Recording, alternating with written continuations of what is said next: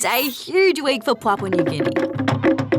There'll be fireworks, festivals, and a lot of celebrating as the country marks 50 years of being a country. We celebrate Independence Day by dressing in our traditional attires, singing traditional songs, and dancing traditional dances. On Independence Day, Papua New Guineans celebrate like no other place on earth I've ever seen, even if it's not 50 years, just on a normal independence. This is Tanya. She actually used to host a little show called BTN. Hi there, welcome to Behind the News. I'm Tanya Nugent. She's also Papua New Guinean, but when she was little, Papua New Guinea was not an independent country. In fact, it was part of Australia. You see, our countries have a long shared history. They were actually part of the same continent up until around 12,000 years ago. The connection between our peoples was right back then when we were still Sahul. But fast forward to the 1800s, oh, there we go. It was a time when European countries were competing to claim as much territory as possible, regardless of who was there first. In 1848, the Netherlands claimed what we now know as West Papua. And in 1884, Germany and Britain took control of these parts. But in 1906, Britain handed over its territory to Australia. And then, during World War I, Australia seized Germany's part as well.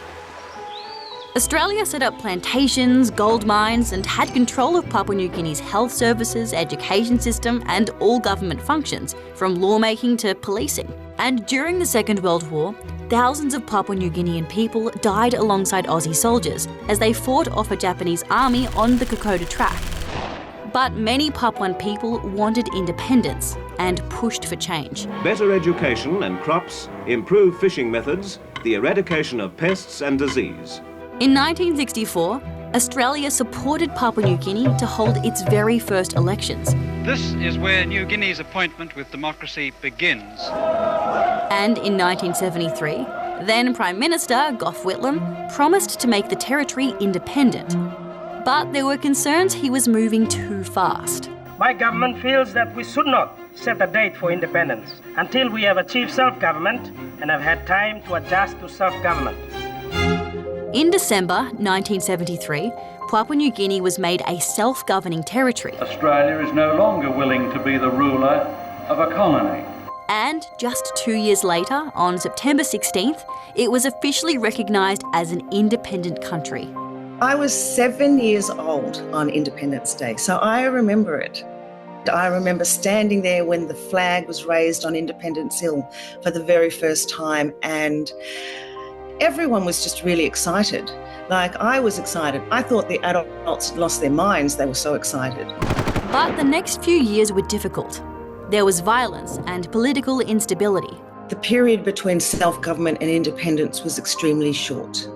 And I think that, to be honest, Papua New Guinea is feeling the effects of that today. We did need a bit more time to grapple with the new system of government and all the rapid changes that were happening. Today, Papua New Guinea still faces challenges, but people like Tanya are proud of all they've achieved. We're really proud. We're really proud that we've managed to hold our country together. And today, both Australia and Papua New Guinea will be celebrating as we acknowledge the past and look towards the future. Simple Independence Day means 2 years freedom. it is important because we celebrate the unity, pride, and freedom for being Papua New Guineans. We are independent and we're free.